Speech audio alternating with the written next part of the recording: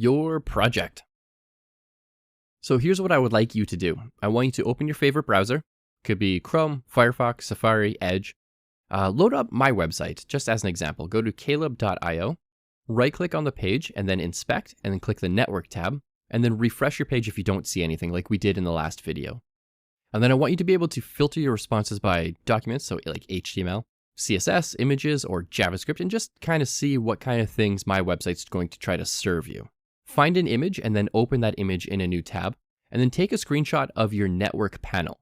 Just the entire panel, not the image itself, but take a screenshot of your network panel while it's open with all the different requests and responses in there, and share it in your project section.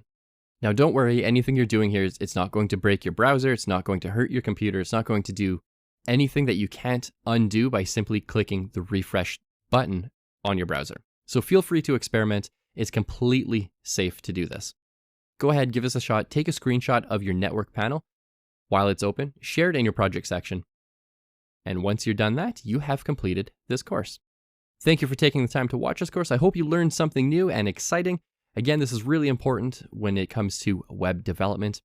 And if you wanted to learn more about HTML, CSS, JavaScript, APIs, anything like that, always feel free to view my profile. I have courses on all of these subjects already.